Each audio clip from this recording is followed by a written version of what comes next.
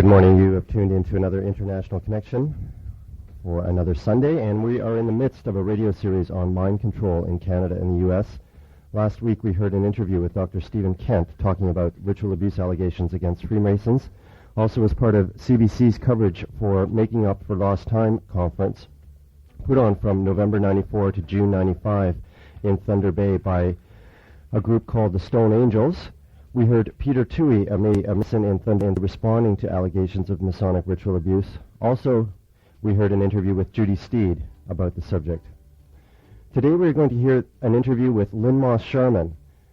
Lynne is the coordinator of AICS-MC, the Advocacy Committee for Human Experimentation Survivors of Mind Control, and she is also was the coordinator for the Making Up for Lost Time conference. We'll go to that interview. Welcome to the International Connection, Lynne. Thanks, Wayne. I'm really glad to be speaking here this morning. I wonder if you could briefly describe for our listeners what had happened to you. And we're going to get into more detail, but just kind of summarize what had happened to you. I am a survivor of child mind control experimentation, which was funded by the CIA primarily in the 50s in southern Ontario, Indianapolis State, New York. And I grew up in Toronto until age 3 on Elm Street and near the railway tracks, and then spent the rest of my childhood and adolescence in Hamilton.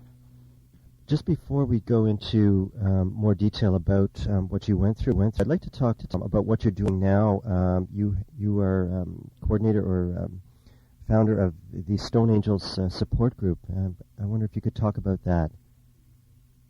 The Stone Angels was formed in Thunder Bay in 1993. I had been in therapy myself for quite a long time and began to come in contact with other survivors of cult ritual abuse at that point, and was able to speak over 60 survivors of ritual cult abuse. Many of them were from Thunder Bay, northwestern Ontario, but a number of them had moved here from other cities in the country. And there was a great need to begin asking for services to be provided for survivors.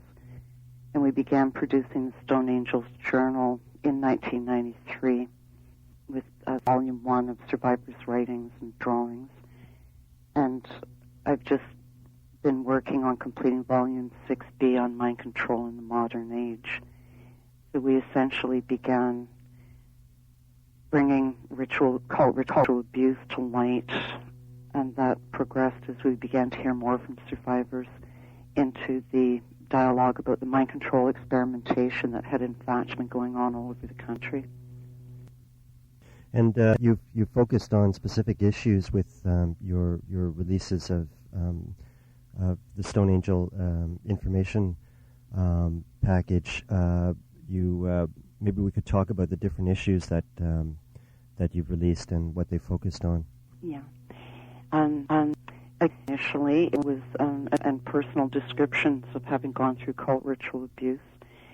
And then we began to realize that a great percentage of the survivors had also been involved in Masonic cult ritual abuse.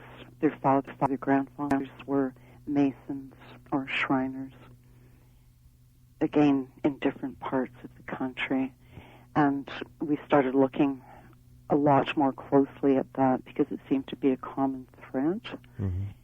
And once the presidential hearing had been conducted in Washington in 1995, and the survivors of childhood mind control experimentation came forward with their testimony, and that became part of the public record, we were then able to we were then able to publicly come forward with the information about the mind control experimentation that had been described by certain survivors, and the military connection began to come in there. And again, the Masonic was also a common thread. Volume 6A was the first issue that we devoted entirely to mind control in Canada, and it gives a bit of an historical perspective from World War II onwards. And Volume 6B brings in more experiences, drawings, documentation by American survivors. And it's really curious to see the similarities between the experiences of women and men who were raised in Canada as Canadian citizens and those experiences described by United States citizens. It seems as if wherever there was an American military base in Canada, we started looking at NORAD and the DEW line. Wherever there was an American military base, we would then see a string of survivors who had grown up there, if not on the base itself, as part of a community that was adjacent to a military base. Can you tell us typically how children are introduced to this sort of thing? Well, there's a certain element of intergenerational cult abuse, but the common denominator again is usually the father was in one of the armed forces, either Canadian or American, and whether there was a predilection for pedophilia and cult involvement prior to that particular father joining the military is a question that really needs to be answered. Almost all of the survivors, certainly over 90%, describe having been consciously or wittingly offered up the cult abuse, and then to the mind control experimentation that followed. This wasn't a situation where children were secretly taken away from their parents during the day or on overnight visits or weekend visits elsewhere. There was conscious knowledge of either one or parents, and they were actively involved in making sure that the child arrived where they were supposed to arrive. That especially devastating. And there's a really big statement that needs to be made at this point in history as well. When we think of the Third Reich, and when we think of Hitler and the Nazis targeting for extermination the other, what happened following World War II is that the survivors who are coming forward are the generations of children who were offered up by their own families. Now, this is something that is just so hard to believe, how a parent can offer up their own children to this kind of thing. But I think we've got to put things into context here, and what the primarily the fathers have been involved in. Now, you mentioned that very often the father is in one of various armed forces, and also involved somehow in cults. Now, what kind of cults are participating in this, and you mentioned the Masonic membership as well. Is that part of the or is the cult part of that structure, or is this operating as a separate? Mm-hmm. Well, I think if we start looking at the people who are the men who are put in positions of power in the military, in the government, in any given municipality, and again I'll say across Canada, and then again certainly across the United States, the white male secret society, the Masons, seems to be a prerequisite for having any sort of, and they've traditionally certainly been involved in the military itself. I believe all but 2 presidents of the United States were Masons. Mm-hmm. Ronald Reagan was inducted in the Oval Office in the White House. And certainly the cults are very secret and practice behind the scenes, so to speak, in Anglican Church, Episcopalian Church, the Mormon Church. A number of churches have come forward. Research has been conducted by Dr. Stephen Kent, a sociologist at University of Alberta, on cult practices, deviant religions, and it is the focus of his work that the Masons seem to be the secret society who come up over and over again whenever cult practices are disclosed by survivors or investigated by researchers. Lynne, I understand you organized the Making Up for Lost Time conference in Thunder Bay back in 1994, which was really the first conference of its kind and a very important one because of that. What were your experiences organizing the conference, and what did you hope to accomplish? At the time of applying for grant applications to hold Making Up for Lost Time, it was actually a series of 3 conferences that began in November 94 and ended in June 95. At that point, I had come in contact with over 60 adult survivors of ritual abuse in childhood just here in Thunder Bay alone. And many of the agencies in the city had become fairly open about the number of clients that they were seeing, and everyone was looking for information. What the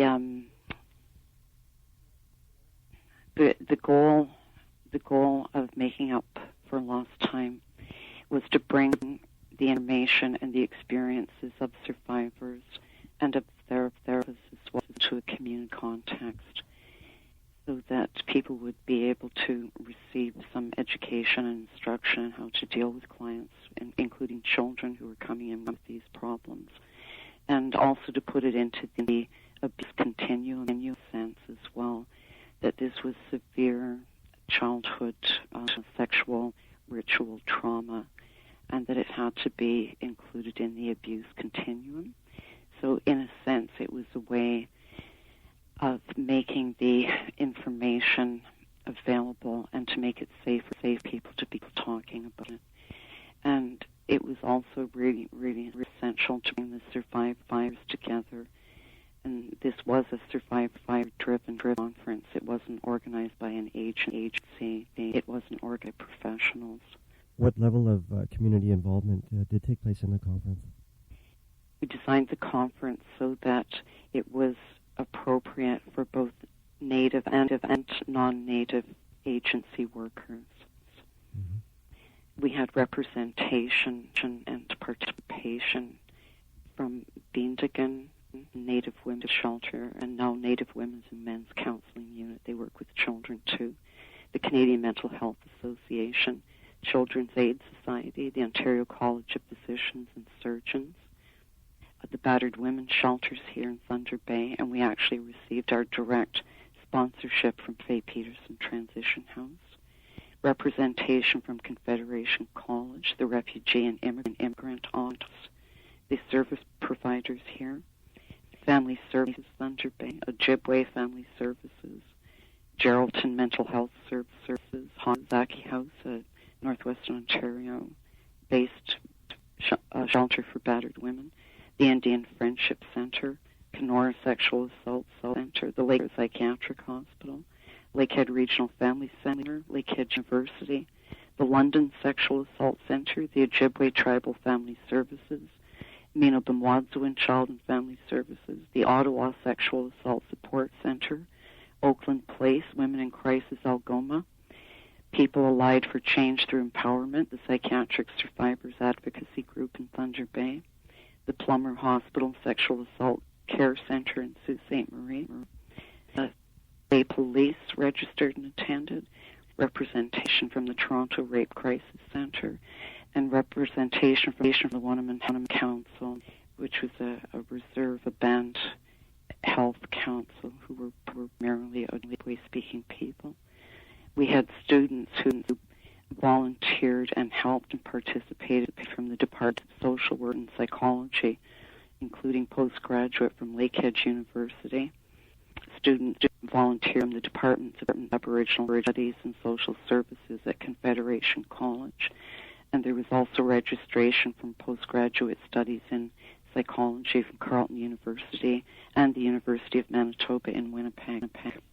So a lot of these groups were looking for more information to look to inform themselves and to sensitize themselves to these issues.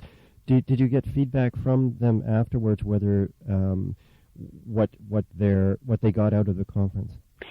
Yes, I think the people who attended obviously were people who had come across it in their practice and were unable to locate any information or to concretely receive any validation that what they were experiencing wasn't an anomaly, wasn't peculiar to their own lack of experience.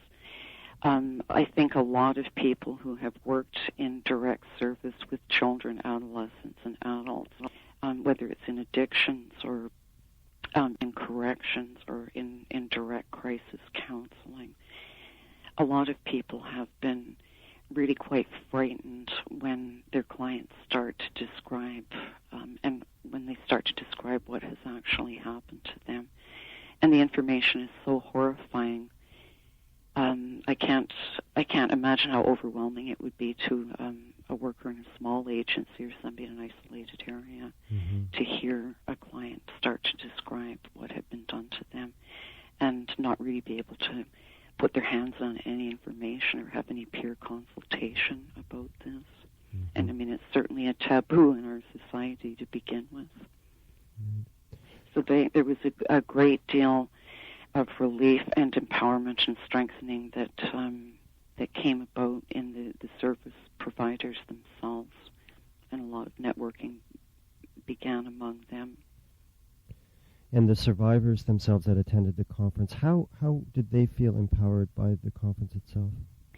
Well, for many of the survivors, and they came from Alberta, Saskatchewan, Manitoba, all over Ontario, and New Brunswick, there was attendance from there.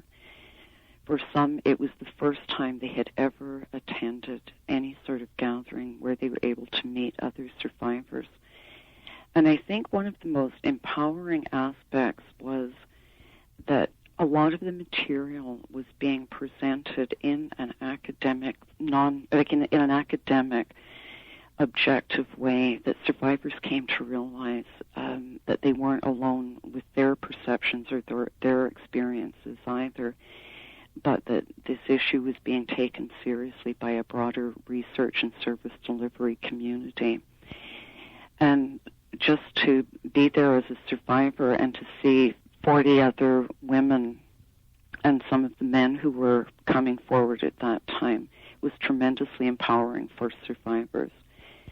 And I saw many of them begin to speak for the first time. You take away the element of being crazy, being isolated. I saw some of the survivors begin to give material to students who were seeking information. One survivor actually made a videotape of one of her flashbacks that could be used by 3 mental health workers out in the region. People began information sharing, and they became less fearful for their own safety as well when they realized how many other survivors there were out there. And there was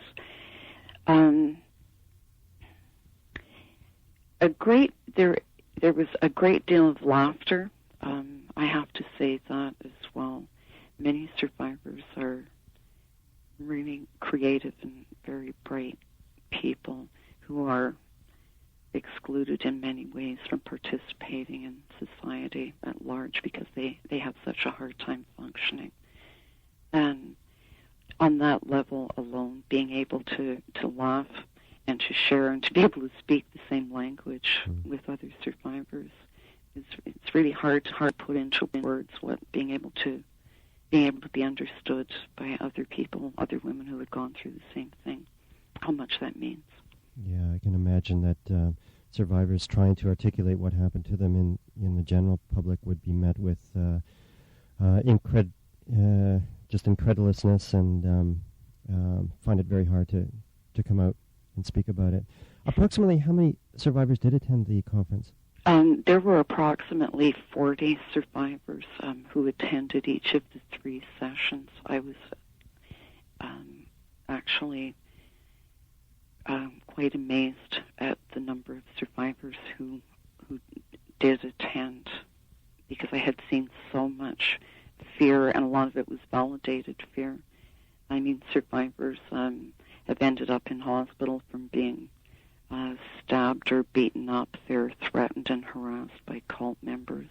It was a very dangerous thing to do. A very, very courageous act for a survivor to come to a gathering. Who else did you invite to the conference to give to speak from the academic world or the therapist communities?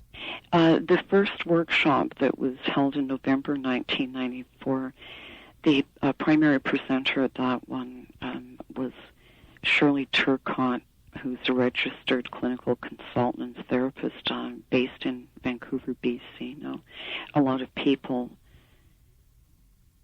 know Shirley from the NFB film that she made called To a Safer Place. Shirley is a survivor herself, as well as being a therapist. She was born a Native father and a non-Native mother in Winnipeg, where she was raised, and it was a cult setting. She was used for child pornography as well. And Shirley was an extraordinarily dynamic speaker.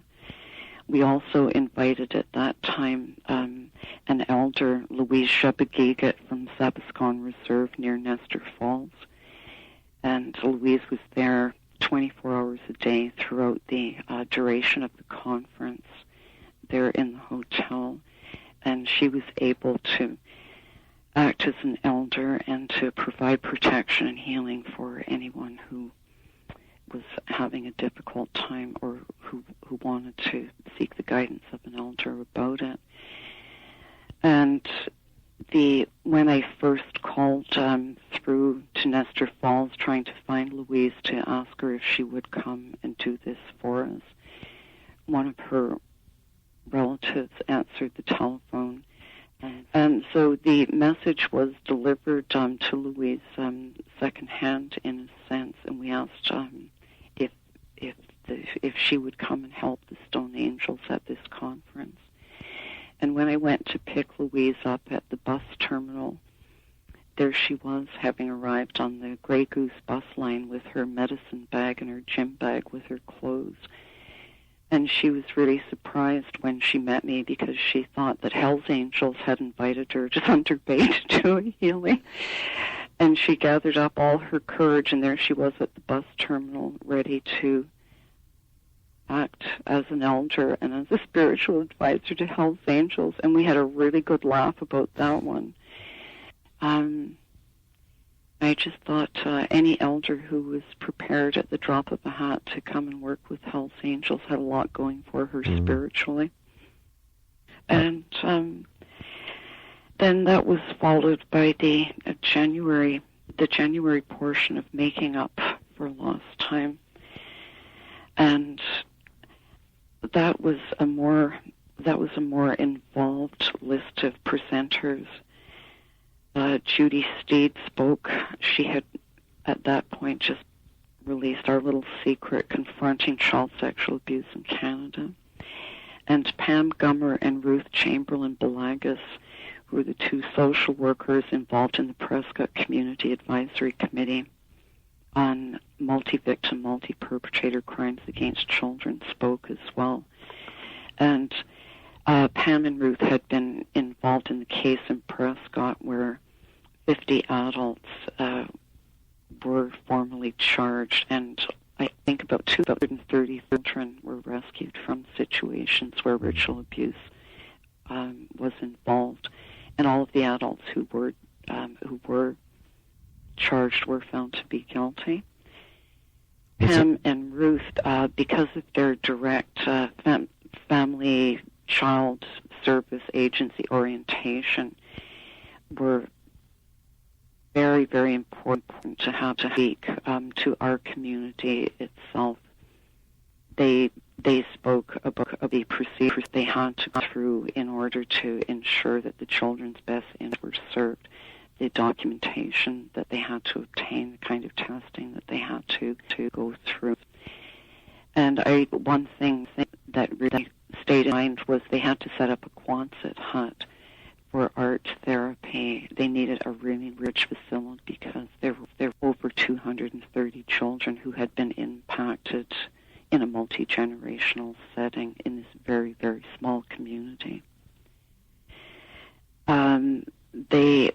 Another presenter at the conference in January was Dr. Louise Millian. She is a psychologist, and she was the co-author of Breaking the Silence. That was the report on the abuse and torture experienced by First Nations people in residential schools. And that report had been commissioned by the Assembly of First Nations. Another speaker was Dr. Connie Christensen, who is a psychologist at Carleton University in Ottawa. And Connie is a very well-known researcher on the source and the impact of the supposed false memory syndrome, the recovered memory movement. And another speaker was Dr. Stephen Kent, who's a sociologist at the University of Alberta. His presentation was on deviant scripturalism and allegations of Masonic ritual abuse. So Dr. Kent specializes in primarily research and published writings about ritual practices within the Masonic and the Mormon, within the Masonic Men's Society, and also within the Mormon Church, because there are many links between those two institutions. And then there was a community panel on the Saturday afternoon, and the panel was about the ethics of confidentiality, who is the silence protecting.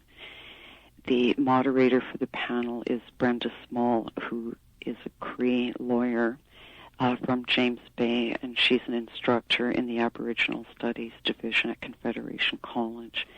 Her specialty is the concept of Native or Aboriginal law, as opposed to the laws, the judicial process that is part of our dominant culture. Mm-hmm. And the panel participants were Carrie Beret, who is a counselor, a therapist at Family Services Thunder Bay, and who has almost 10 years' experience in working very successfully with cult survivors, trauma survivors, mind control survivors, and also Constable Ken Davis, who is one of the two-person criminal investigation department at Thunder Bay Police.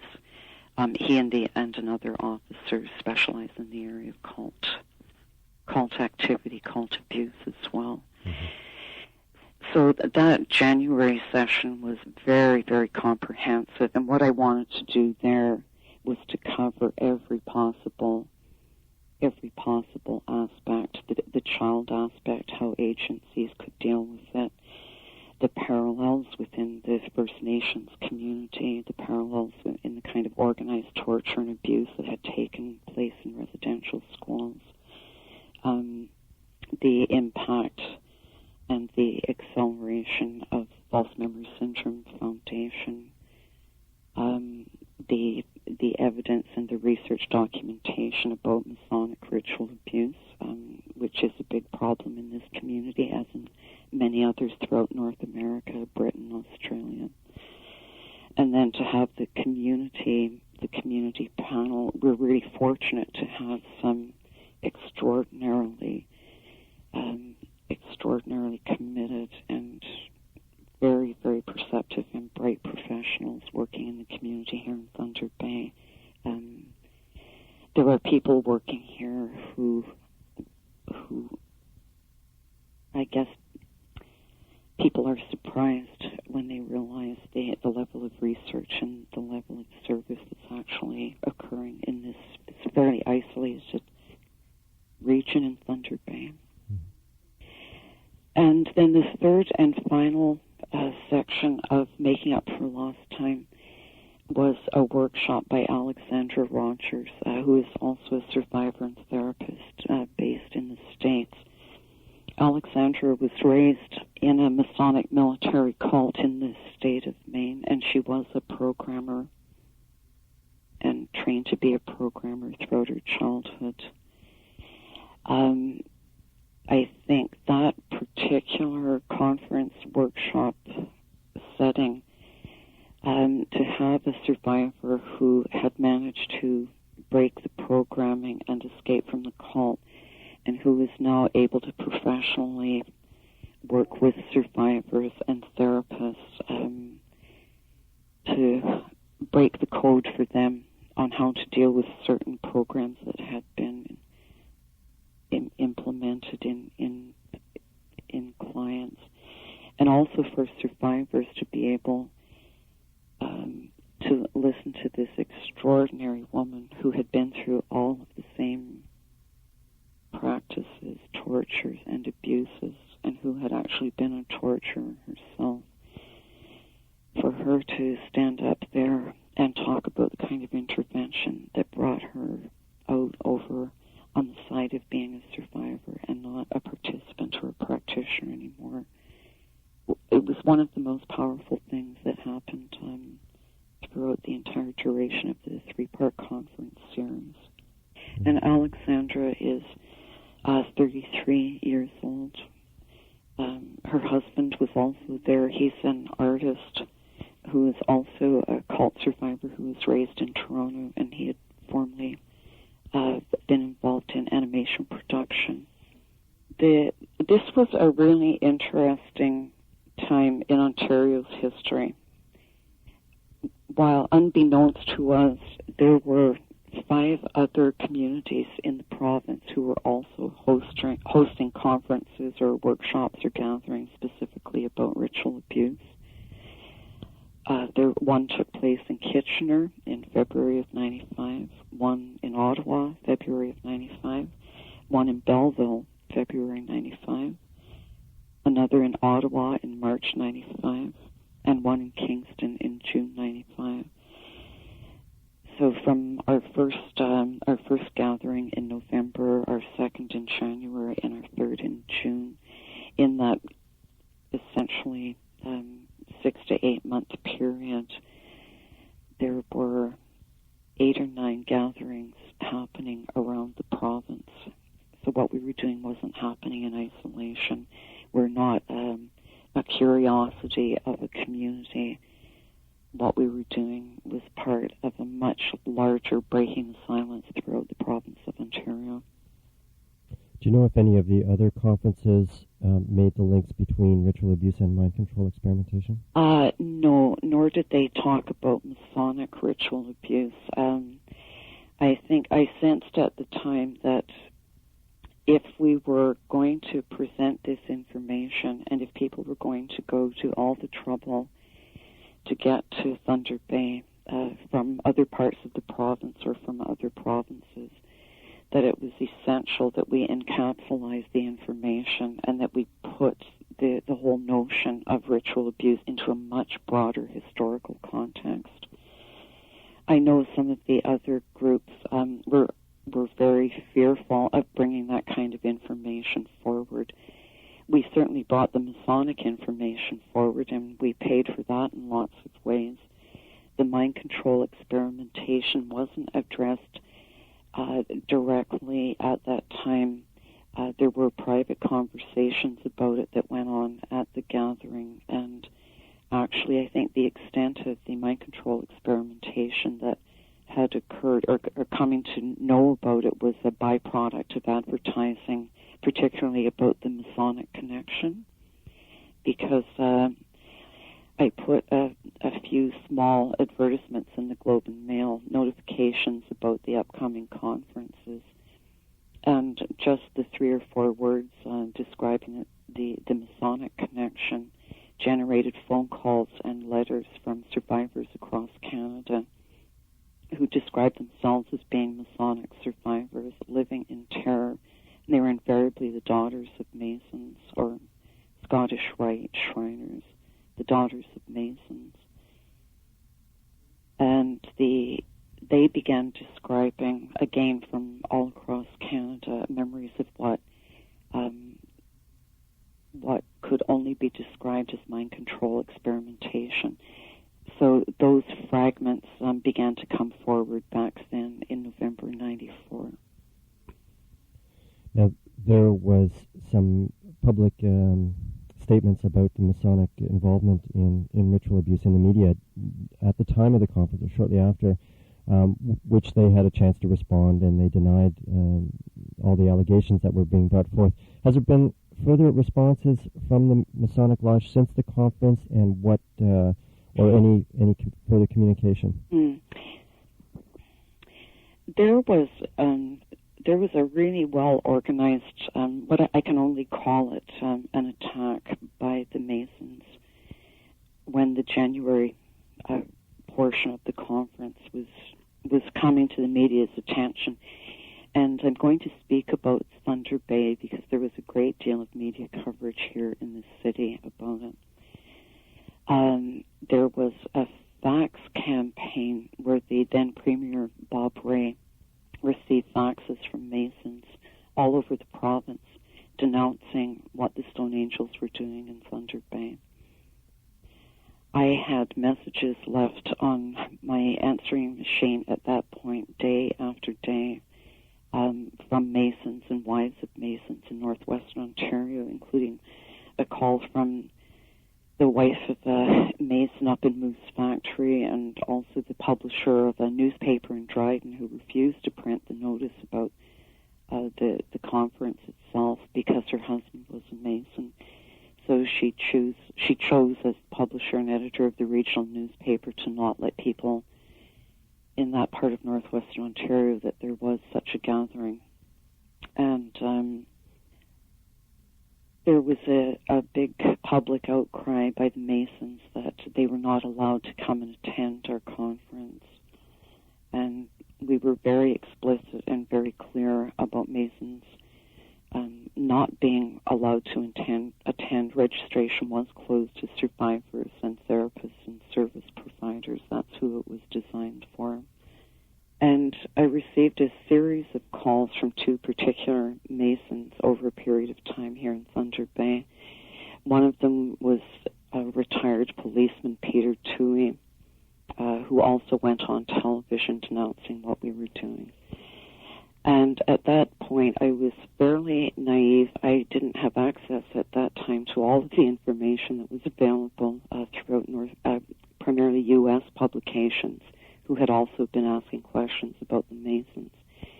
So I was operating in a bit of an information vacuum at the time. And I had come across some information stating that the Scottish Rite in the United States funded, out of their charitable donations, research on schizophrenia.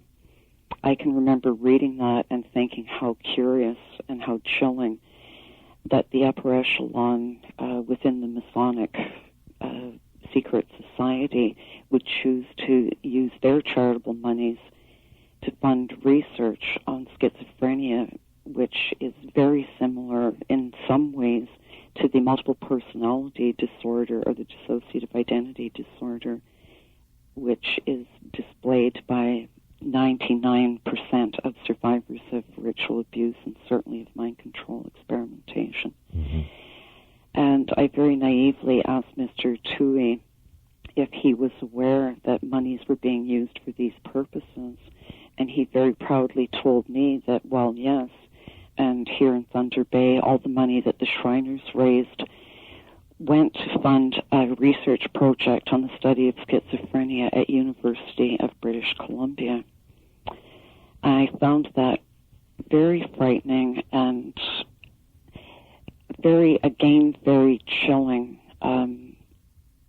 that the money from this community in northwestern Ontario raised by this male secret society would be directly funneled to a university on the West Coast. And then I came across another piece of information on a bulletin board out at the university shortly after that. There's research grants available at York University, something called the Rohr Institute, which is funded by the Masonic Foundation of Canada, offers $8,000 and $35,000 research grants. The $35,000 research grant at York University is directly funded by the Scottish Rite Charitable Foundation of Canada through the Rohr Institute for the purpose of offering research grants for studies in the area of intellectual disability.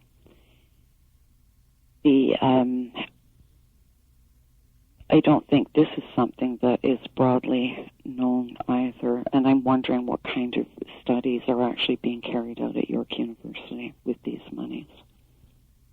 Interesting. Because I think I've mentioned to you before, in terms of intellectual disability, all of the survivors who I have come in contact with are extremely bright, very, very creative men and women. Some of them have 2 degrees. A lot of them have postgraduate accreditation as well. And yet the survivors who were able to function on any professional or academic level, who are indeed even able to support themselves, are in the minority. And what was done to us has been disabling intellectually to the extreme. I'd like to talk about HMC, which you are the Canadian coordinator for. How did this organization come about, and what are your goals and demands and activities? HMC is the Advocacy Committee for Human Experimentation Survivors of Mind Control. And in March 1995, the testimony was accepted at the President's Advisory Committee on Human Radiation Experiments in Washington. The testimony of approximately 50 survivors of child mind control experimentation funded by the CIA was presented to that commission by Valerie Wolf, a therapist in New Orleans. And Valerie incidentally grew up on the military base in North Bay, and she and her husband both completed undergraduate work at McMaster University in Hamilton. Valerie now has been for quite a while a therapist in New Orleans, and her husband is a psychiatrist on faculty at Tulane University in New Orleans. Valerie collected the written testimony of survivors of childhood mind control experimentation to bring to the committee's attention. And 2 of her clients, Claudia Mullen and Chris Ebert, came in person to give oral testimony about their experiences as children who had been subjected to torture, mind control, experimentation, and procedures, and also the organized pedophilia, again within the CIA context. And I was able to attend a conference in Texas last year,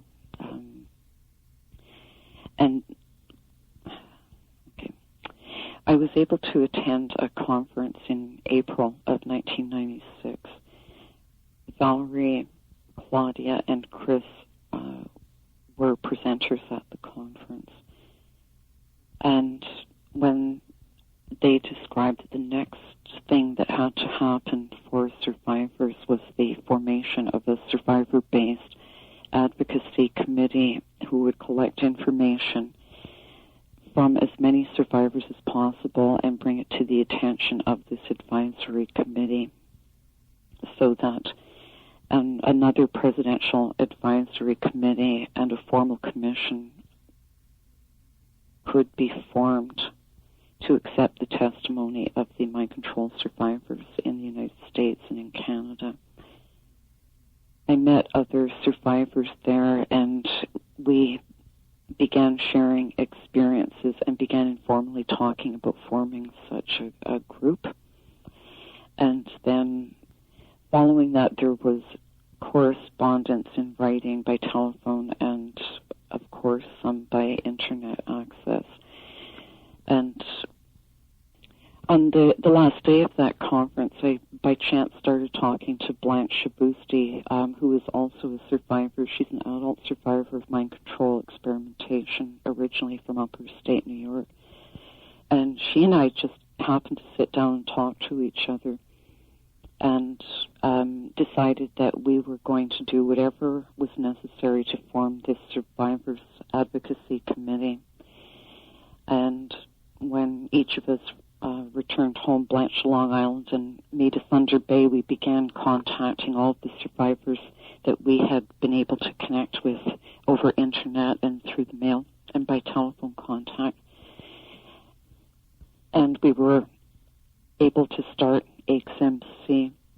And one of the first actions that we did was 5 survivors attended a conference at the Holocaust Memorial Museum in Washington, D.C. in May of last year, and they handed out the first information about AICS-MC at that time. And we started a database. We formally started doing that in October. We have a website now, and questionnaires have been sent out to over 100 survivors of child mind control experimentation. And we received requests for information and for the questionnaires themselves by our website, which was again established just last October. So we have begun collecting this information. We're creating this database, and we hope to be able to produce a report. That data shows the geographic clusters where experimentation has taken place in the United States and in Canada.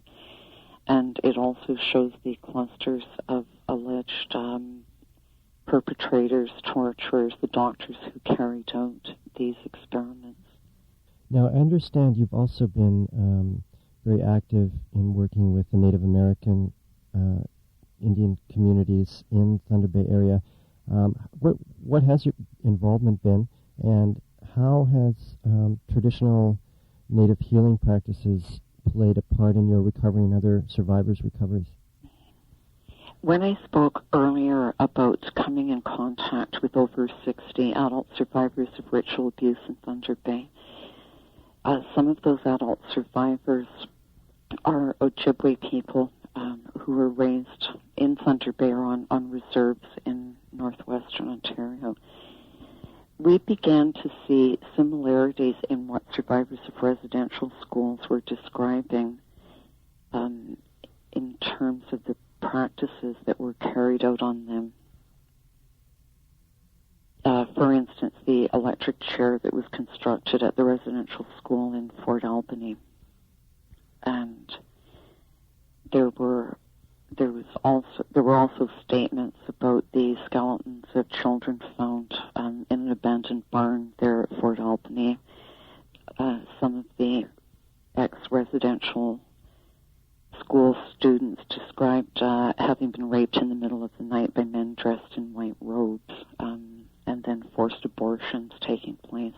These are the same ritual cult practices described by survivors of cult abuse, cult experience.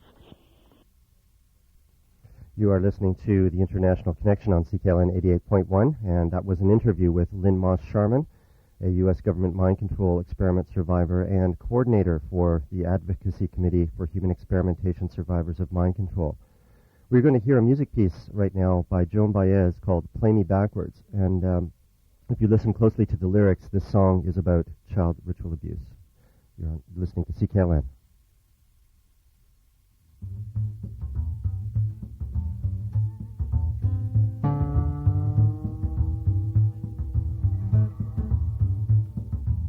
don't have to play me backwards to get the meaning of my verse.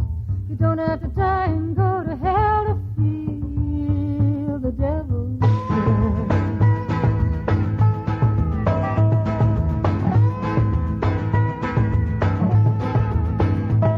Well, I thought my life was a photograph on the family Christmas card.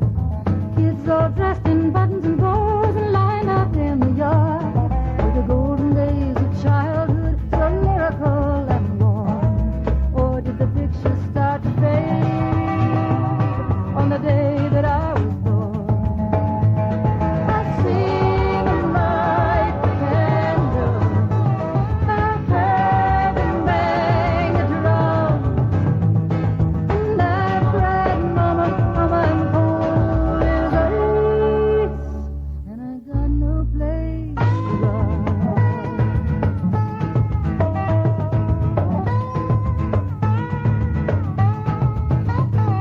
Let the night begin, there's a pop of skin and a sudden rush of stars. There's a little boy riding on a goat train and a little girl playing the harp. There's a sacrifice in an empty church, a sweet little baby rose, and a man in a mask from Mexico is peeling off my clothes. I've seen them light the candles, and I've heard them bang the drum, and I've cried, Mama, Mama, I'm cold as ice, and I got no place to run.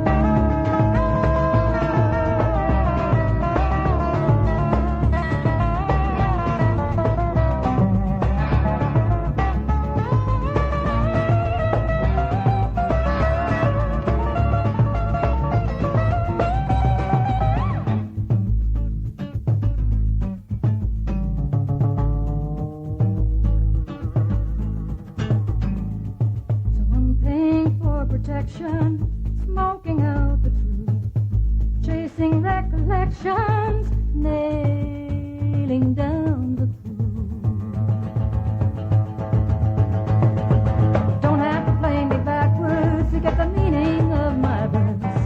You don't have to die and go to hell and feel the devil's curse. And I'll stand before your altar and tell everything I know.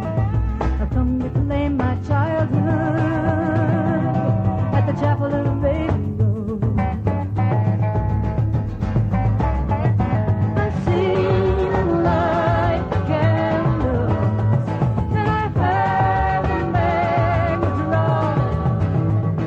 I've seen them light the candles, and I've heard them bang the drum.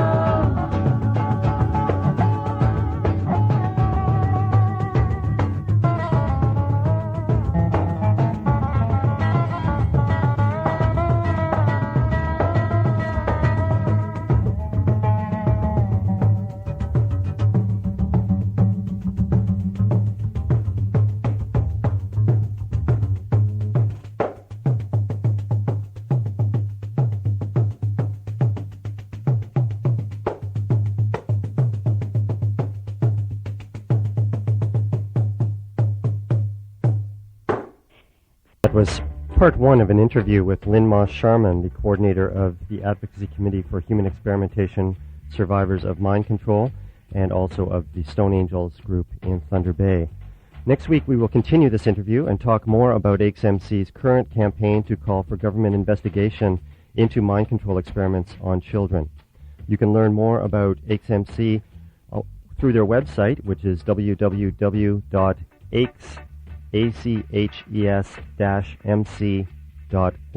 More people contacted the Stone Angels, and as more Native agencies, Native service providers started to get in touch with us, a lot of this happened on an individual basis as well.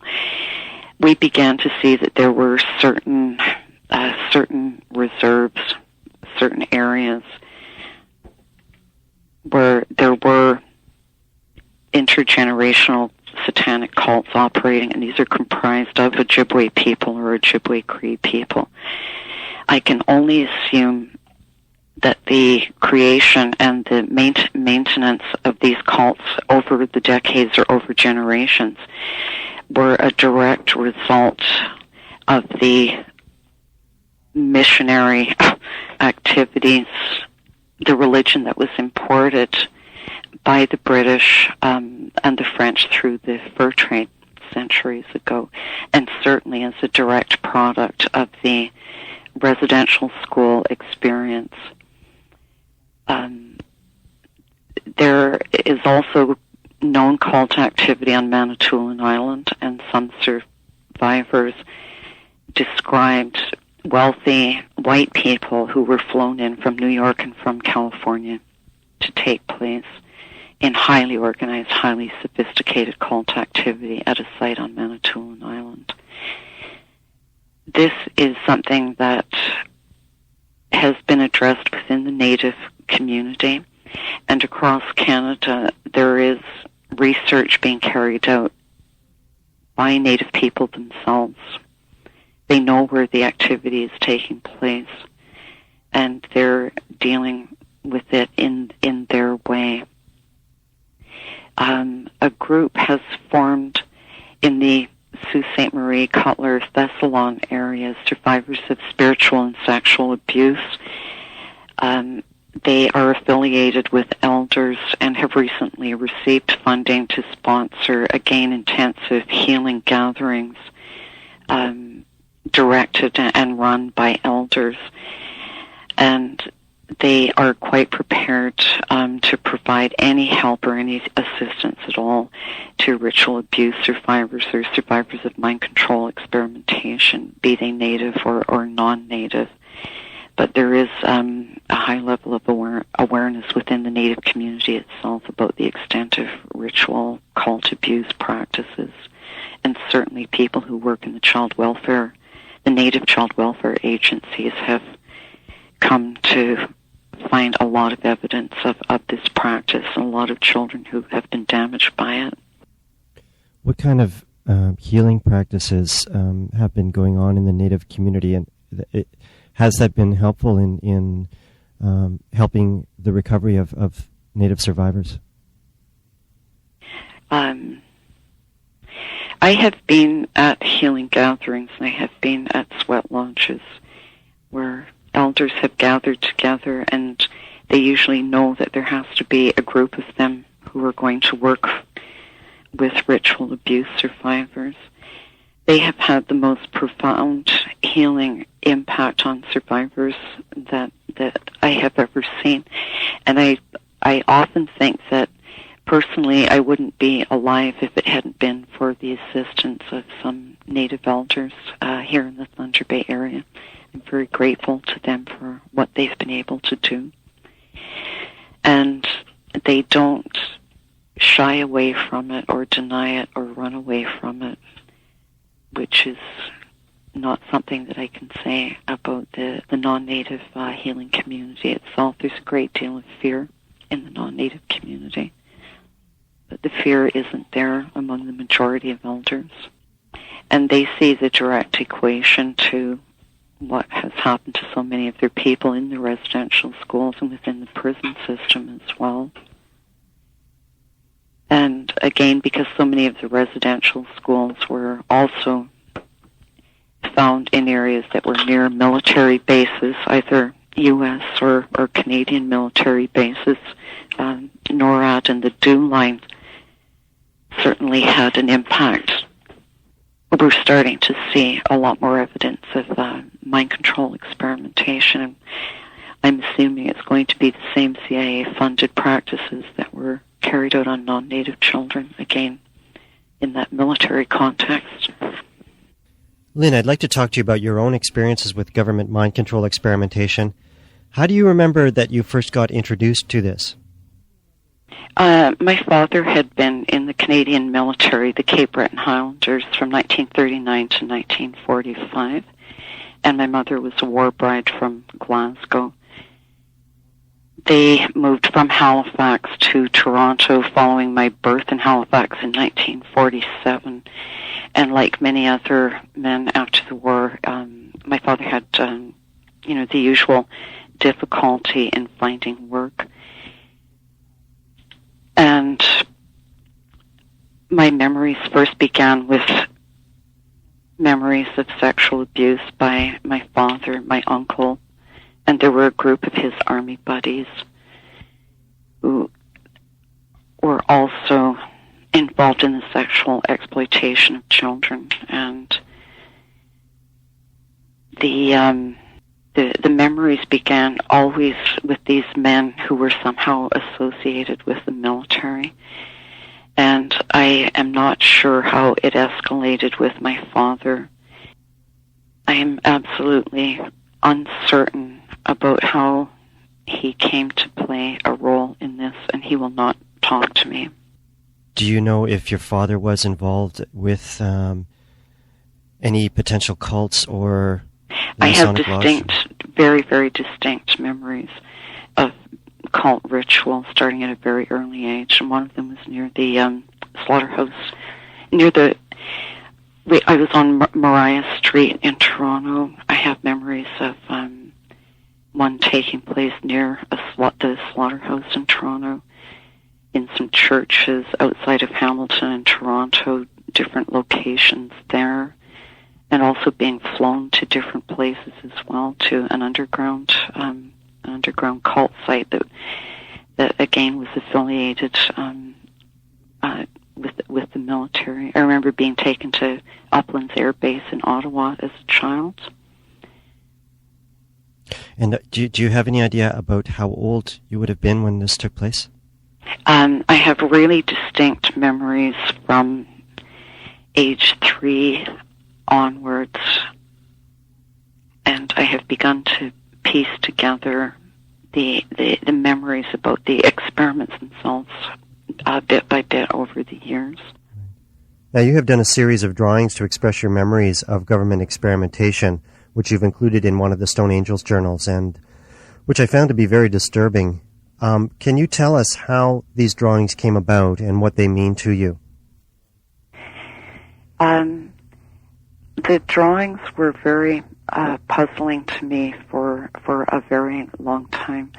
I found myself doing drawings of children who seemed to be wearing helmets, and there was always an electrical outlet nearby.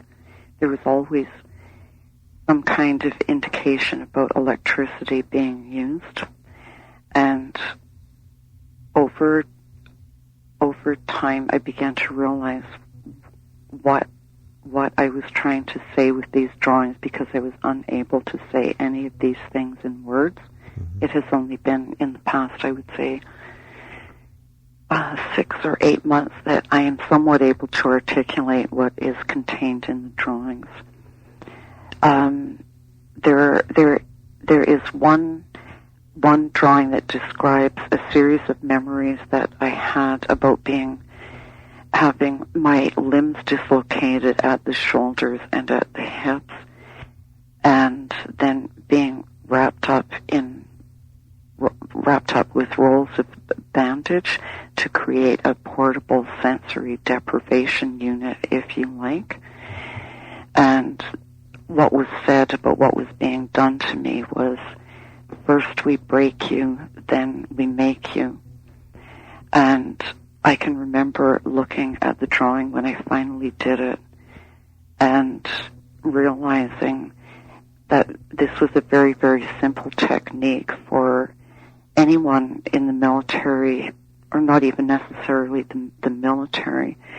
If someone wanted to begin the process of torture on an individual, they would be able to carry rolls of bandage as part of a first aid kit, or it could be as simple as carrying rolls of bandage in a brown paper bag, and no one would know that you were about to begin breaking a person's mind.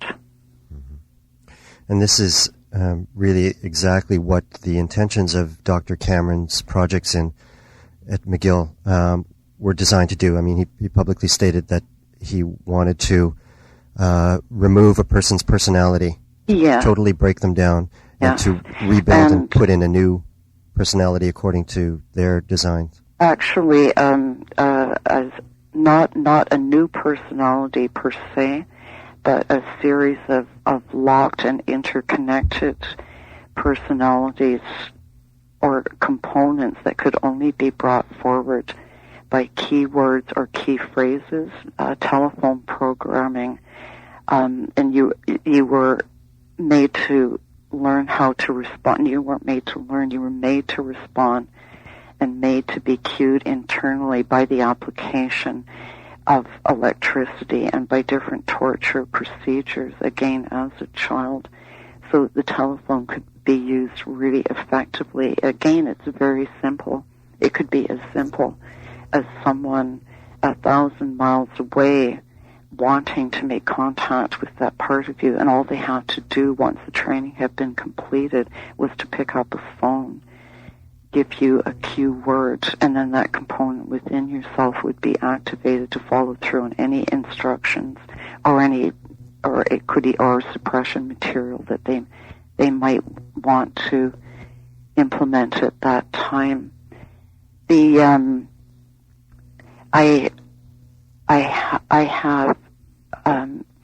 I have very distinct memories about different sensory deprivation techniques as well. There were a series of constructed rooms, some of which became smaller while you were in them, and then other containers, such as barrel-shaped containers in which you were placed. Your arms and your legs, everything would be bound, and you would be wrapped up that way and put inside a container. And these are just the systematic techniques to begin isolating you. And then things accelerated to the use of Ewan Cameron's helmets. The song Home on the Range seems to be something that was used in my programming.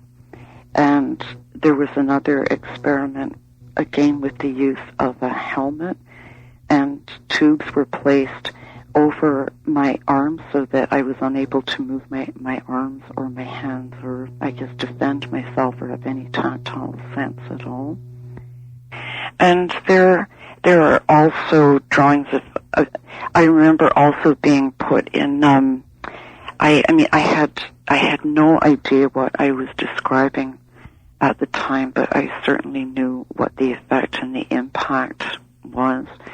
There were chambers, and all I can remember is this huge, what I would call a huge coil at the end of the chamber. And anyway, I was put in there, and then something happened, and it had to do with that coil. And I can remember wanting to rip the top of my skull off when I started to remember about being put in. There were two of them, one was larger than the other. I wanted to kill myself and rip the top of my skull off. I can't even put into words what the effect of those coils were. I was part of some of the projects that were funded by University of Rochester in the late 40s and the early 50s. The three key research points in a funding triangle were Los Alamos, University of Rochester, and Stanford University.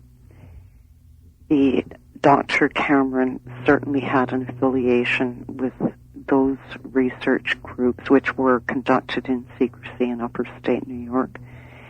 And another Canadian is Dr. George Estabrooks, and there's a very worth noting silence about Dr. Estabrooks. He was located at Colgate College in Hamilton, New York, and he had an affiliation with Oswego State Teachers College with Rochester. He was originally born in Newfoundland, and Canadians can know that Dr. Estabrooks was instrumental in creating the U.S. versions of the Manchurian Candidates.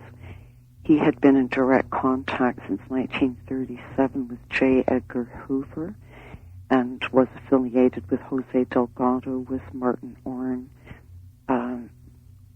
the practitioner, with you and Cameron certainly, with the practitioners of mind control brainwashing experiments. There is a long-standing history there that needs to be brought forward.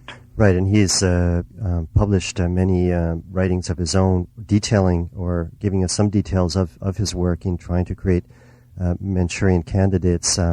Just for the benefit of listeners that may not be familiar with that term, is using a person under the influence of mind control to commit assassination. And, of course, many other political and military espionage acts, as we'll get into a bit later. Just also to familiarize listeners with the work of Jose Delgado, he was involved in also the same kind of work. I don't really even want to use the word doctor. I will say torturer. Jose Delgado was one of the men who performed experimental procedures on me as well as Dr. Ewan Cameron. And he had experimental sites constructed within a building. One was called the Fun House and one was called the Playhouse. And I had been wired up to perform like a robot, and electricity was used to control my movements and my actions. And I was taken to a place that I can only recall as the Land Vehicle Division, and the work that Jose Delgado was doing was somehow related to this military installation. And because I would have been taken there in a drug state and as a child, I am not sure of the location of that particular place, but I know it was Jose Delgado because it has come up over and over again. Do you know what kind of things the government has used you using mind control? What kind of operations were you involved in? In many cases, it literally is to carry information and to be used for blackmail purposes, for pedophilia among high-ranking people who either have to be brought into the fold or reminded of their place in the hierarchy. There are certainly the assassin programs. That is a very hard one to come to grips with inside yourself when you start to remember exactly what your hands have been taught to do. And there are many instances. And Jonestown always comes up, the experimentation that was done at Walla Walla. There seem even to have been some assassin programs produced at Oak Ridge Penitentiary here in Ontario in the late 60s, early 70s, under a programming and LSD experiment that was carried out in that institution. I know I was used to blackmail a British researcher, a British scientist, and in a faculty building setting, at one point I found myself as a child in bed with this older man who was crying, and there was a camera trained on him, and he had been drugged. I had been drugged as well, and here I was, a child with, of course, no clothes on. He had no clothes on, and he was crying and crying about what was he going to tell his wife, and there were three people standing at the end of the bed, and it had to do with one of the projects that they were working on at that time, and this particular British researcher scientist it was essential that he become complicit to what they were going to carry out. Mm-hmm. And have you heard other accounts of children being used operationally for these sexual blackmail, essentially? Yes, there are hundreds of stories like that, hundreds of them. And I think what I find, not just the sadism of these military researchers, these scientists, not just the sadism and their absolute total disregard for anything that we would put under the definition of human or humanity. There seems to be a predilection among almost all of them for pedophilia with either male or female children. Right. And that seems to be a common bond with them. What were some of the similarities between the accounts of survivors that you have come across as in your work with HMC and with the Stone Angels? Right. Well, some of the things that children who've been involved in ritual abuse describe as the use of cages, electricity, the use of drugs. These are also things that come up in the production of pornography and any investigation of the production of pornography itself. In the mind control experiments, again, the use of electricity is essential and has been refined over time. The use of drugging to obtain compliance or to literally experiment with children to see what the effects of certain drugs will be. The use of torture, use of sensory deprivation, psychic driving, the use of the children who are involved in the mind control experimentation to carry secrets, to be used for pedophilia in order to blackmail certain individuals in the research and military community so that their compliance is gained. You were aware of other people, other survivors, other people that were being experimented upon. Were these, for the most part, children, or a mixture of men and women, or? The survivors that I personally am most in contact with, because they're the ones that I share the most with, are the child survivors of experimentation. Mm-hmm. And there are certainly many survivors who were introduced onto these experimental technologies and this torture as adults at different colleges and universities, and in other ways. I guess I'm thinking, I'm thinking that it is easier to believe that a prisoner or an adult was subjected to unethical experimentation because we have seen a published and a broadcast history of what was done to adults. It's really, really essential that the child survivors' stories are brought forward, and that as a society we understand the depth and the length that the research institutions in Canada and in the United States, the lengths and the depths that they will think to and go to devise more and more refined techniques so that they can brainwash the populace. Through your memories of the time when you had undergone these experiments, what was your sense of how many other people were involved in being experimented upon at that time? I was taken to laboratory settings where people had been held for a long time. I saw evidence of children having been born in these laboratory settings. And they being used as well. Yes, and the genetic experimentation that was going on. I remember being in one place where in the 50s, and there were what I call torso babies. They were little babies. They had beards and they didn't have any arms and legs. And when I did the drawings, all I could call them was the torso babies. And a friend who's a nurse looked at them and said, "Oh my God, that must have been something like thalidomide being used that way in these hidden laboratories."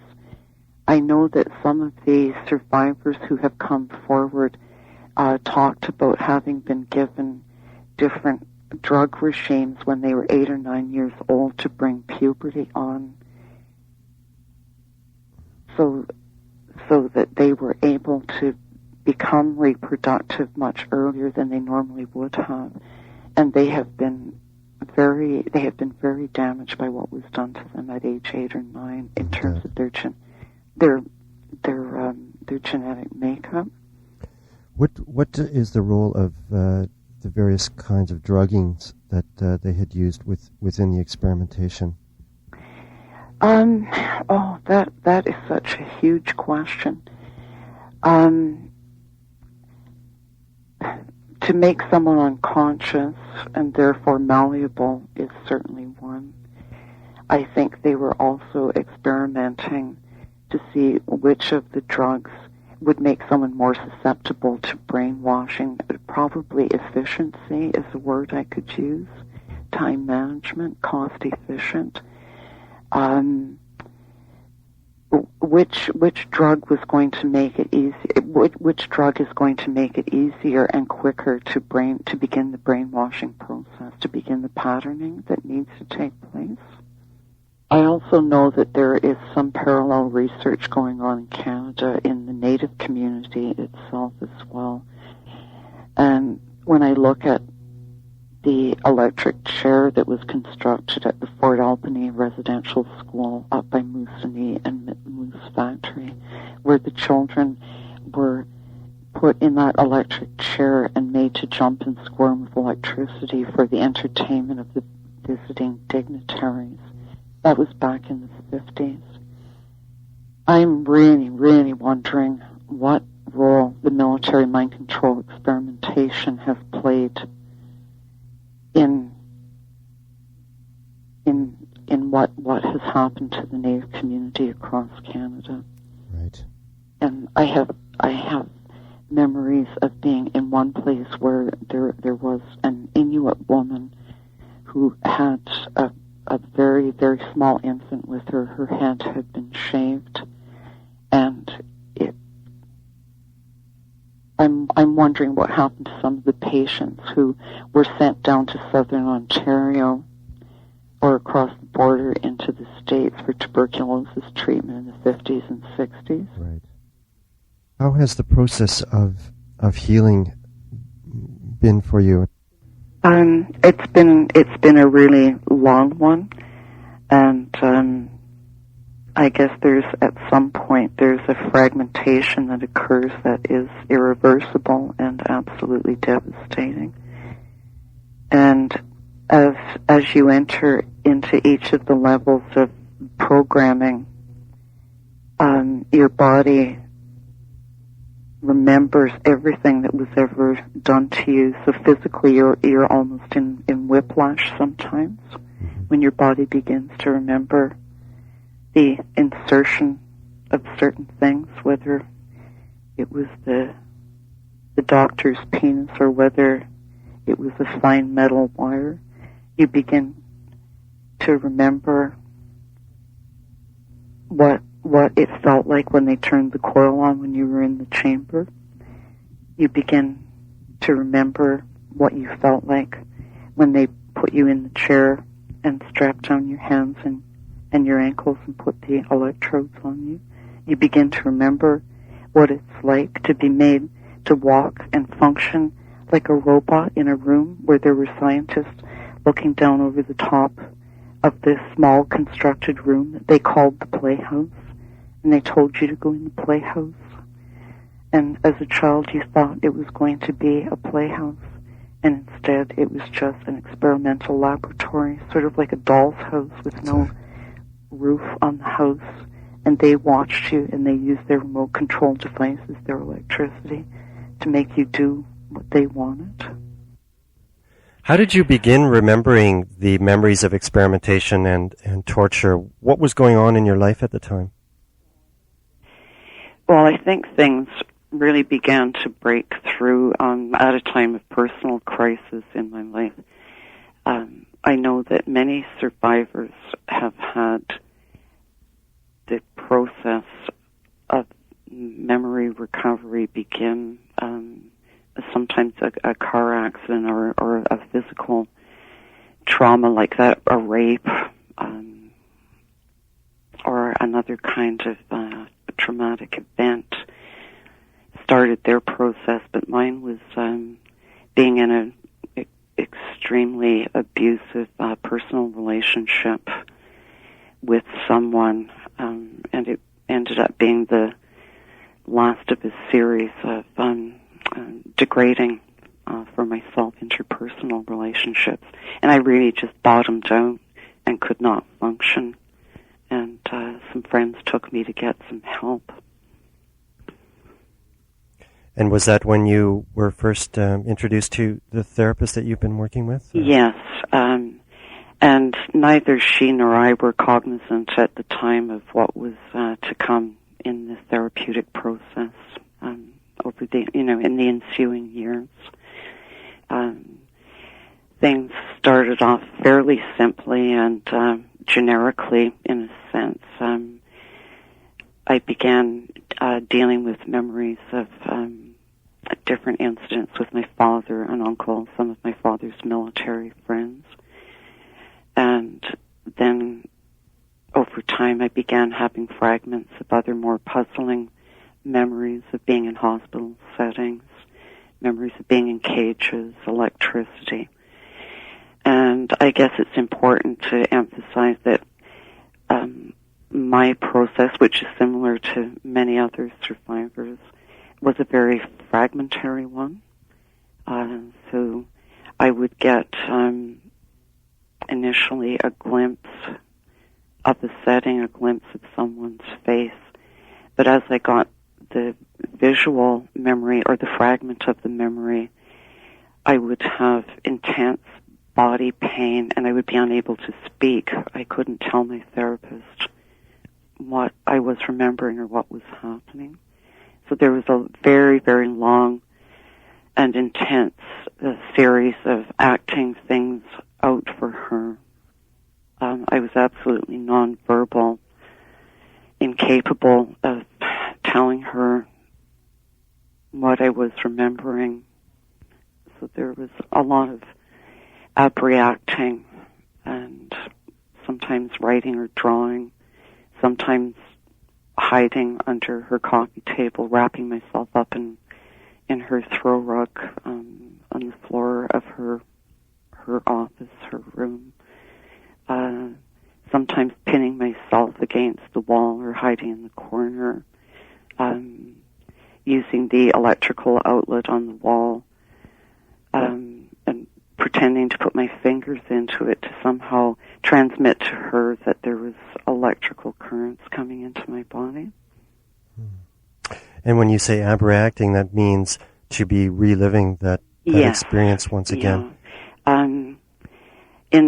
In that process, your body literally takes on the position that you found yourself in, or you will intensely feel the pain in certain parts of your body as if it were taking place right at that minute again.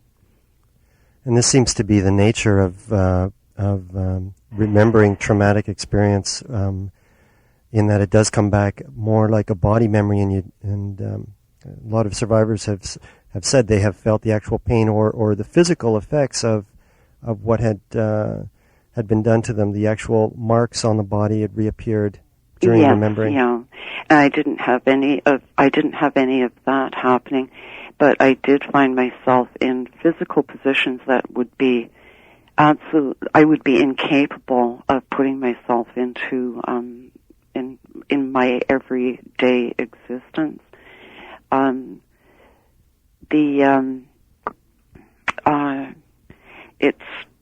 It's really hard to describe, I guess. The contortions that my body went into and the spasms.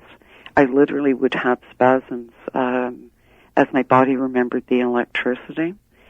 I can remember another time sitting there and pounding my legs as if I was going to break the bones in my legs with strength that I have never experienced again in my day-to-day existence. So the therapeutic process is a long one for those very reasons. It's extremely wearing physically. To be able to allow yourself in the safety of your therapist's office to try and somehow convey to her what was done to you. Now, how did your therapist go about conducting the sessions with you? She was very, very good right from the very start. I honestly didn't know what was going on. I was finding myself collapsing out in the street, finding myself phoning hospitals because I was reliving memories of being in hospitals, and I had programming that was telling me to go back to the hospital. I, at certain points, used to beg her to send me to a hypnotist in Toronto or in Ottawa, or wherever a competent hypnotist would be. And she really gently sort of didn't dissuade me from it, because all the decisions that I made were my own and continue to be my own. But she was also very frank and said that she didn't think hypnosis would be a good idea based on the intensity of the physical reactions that I was having to bringing the memories forward, that hypnosis might be more than literally my body could handle if I was going to be overwhelmed and flooded by hypnosis with a huge quantity of memories.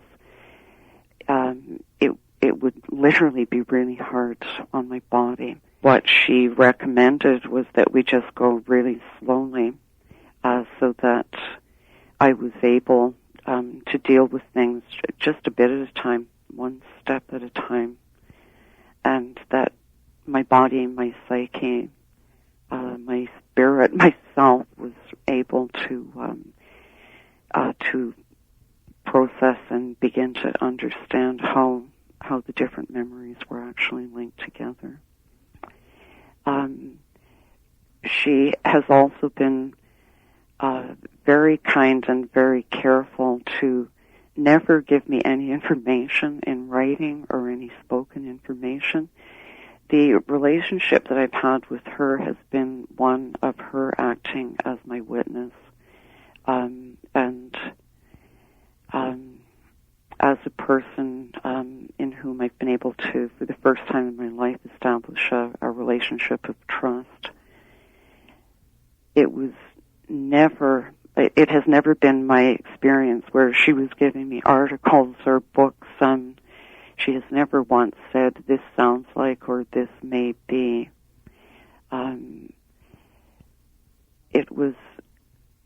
It has been, and it still is, very much the relationship outlined by Judith Lewis Herman, the trauma specialist at Harvard University, where the most important thing that a survivor of any childhood trauma, the most important thing that they need is someone to be a confidential and respectful witness to the story that needs to be told by that person. So she never used hypnosis or drugs on you in the sessions? Nothing. And because she was able to go slowly and carefully and respectfully with me, I was able to avoid any psychiatric intervention. There were many, many times when I did want to literally erase myself from life and go into a psychiatric ward, go into a psychiatric hospital.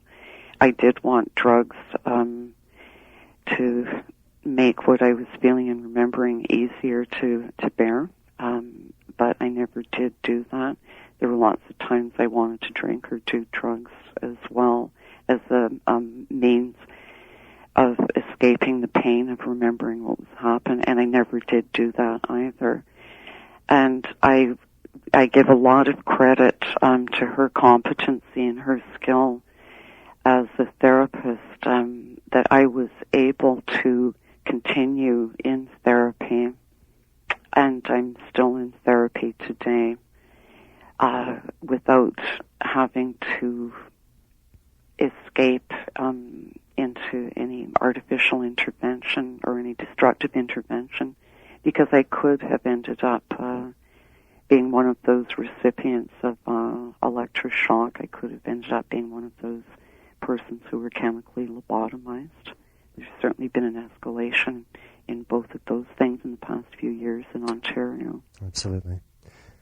Now, when you started remembering the names of the doctors and places that the experimentation, were you familiar at the time with the history of CIA mind control experiments through what had been published? No, I had absolutely no knowledge of any of these experiments or any of this information at all. And I think it's really important to say something about how I remembered their names or how I remembered their places. It's not like a cartoon flash coming up in your mind, oh, that's Dr. So-and-so, or, oh, that's the place I was taken to. I have binders and binders and binders, my journals. I had, when I started remembering things, and I'm going right back to remembering my father, my uncle, my father's military friends, when I started remembering the incest when I lived in Toronto on Mariah Street as a small child, and then in Hamilton up on the mountain, I wrote and I wrote and I wrote night after night after night. I had something I called my secret code writing as well that came at a certain time. And after a certain point,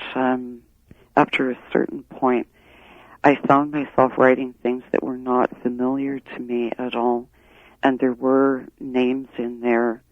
Dr. Hamilton, Dr. Green, a man's named King. These names would be Dr. Hendricks as well. I don't know who that is. I found myself writing down names and words and phrases that had absolutely no meaning to me at all. And it was quite a few years until some of the things that I had written began to have some meaning. And the fragmentary fashion in which I wrote these things down too, they were not really intelligible. My handwriting would change as different parts of myself came forward to write things down. And that's how my drawings came as well. I ended up doing a series of drawings for 10 months, although I have never been able to draw more than a stick figure in my life. And once the drawings came through for that 10-month period, I was unable to draw again after that series of drawings came out. I don't know how to put into words. I'm not sure how to put into words about how fragmented the therapeutic or the memory process is. It's as fragmented as the fragmentation that was deliberately induced by these scientists, by these doctors, by these CIA-funded workers when they put electricity on me, or when they put the electrodes on, or when they put the helmet on me, or when they put me in the different sensory deprivation containers. They were ensuring that what was being done to me at that time was being fragmented into a certain neural pathway. And so as the memories came, they came in a fragmented fashion as well. And this isn't like a light bulb going off in your head. Oh, yes, now I remember. You go through years of getting little bits of information about the same event. And finally, you do get to the point where you can re-enter the hospital setting, you can re-enter the military setting, you can re-enter the pedophile setting, after having spent years and years of an indescribable amount of physical and emotional pain as the fragments leaked through. And did you visit these places in an attempt to verify your memories in terms of validating the existence of the places themselves and the people that? No, and I live in Thunder Bay, and I have been on welfare for on and off for 17 years. I'm on disability now. I do my laundry in a bucket. I go to food banks sometimes, or certainly have done. I don't travel anywhere. My big dream, my biggest wish would be that I could go to upper state New York, that I could go to Oswego, that I could go to Rochester, that I could go to Hamilton, New York, to Colgate College. I want to go to Annapolis, Maryland. I want to go with someone that I trust, and I want to take a video camera, and I want to go back to these places because I know that I have a voice or voices inside me that are going to be able to describe really accurately what was done when I visit the places. I have been able now in the past year to find some photographs of sites. I was given a yearbook from the Oswego State Teachers College from the 50s, and I was able to identify, without the names, the two psychologists in the psychology department there who were involved. And there is one location in one of the buildings. I know that was one of the places where I was taken. I have I've gathered lots of information in the past year, and I can certainly verify some things, but I would give anything to be able to physically go back to those places and take this process to the next level. When did you start finding out that what happened to you may have been part of the CIA and U.S. government military's experimental programs? How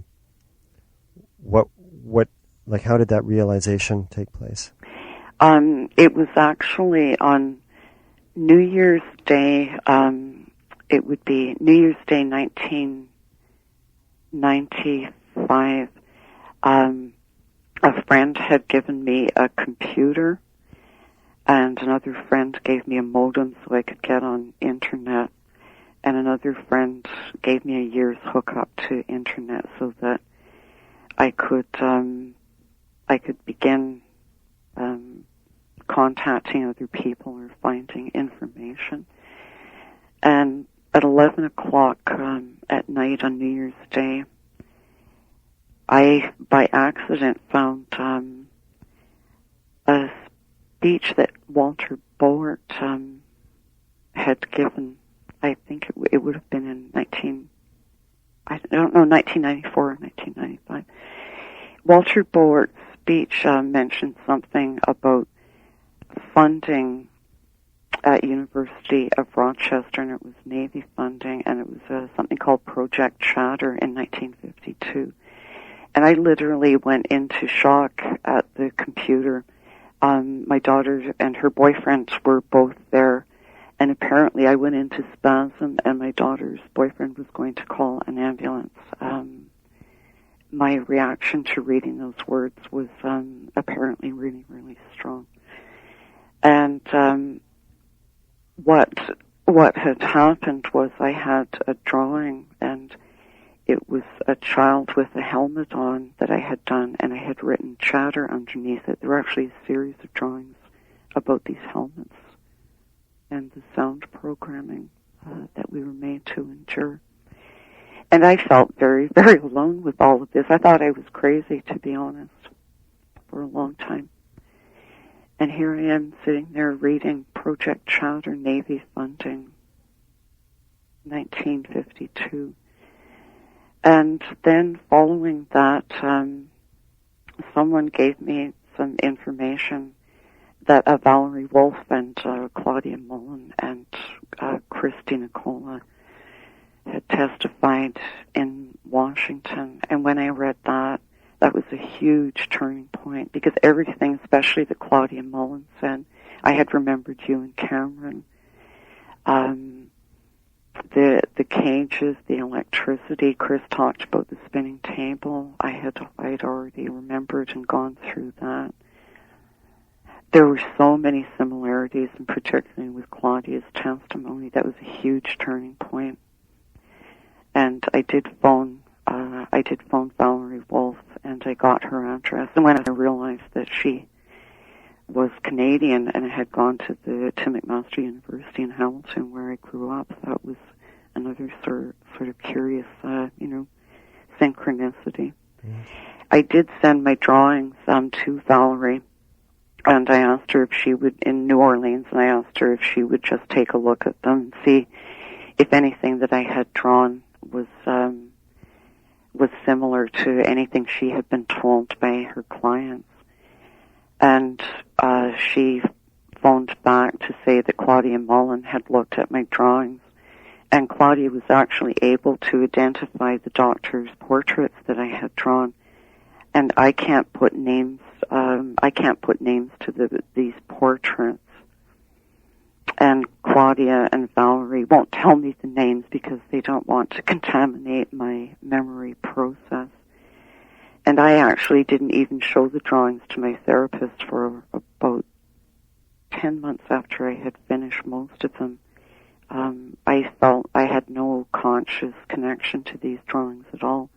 And I finally just went into her office one day and really dismissively sort of tossed this stack of drawings to her and said, you might find some of these interesting. It was the only time I had ever seen sort of emotional reaction on her face. I think she was really, really shocked at what she saw. And but again, she was really respectful. That part of me that was ready to sort of hand over the drawings to her.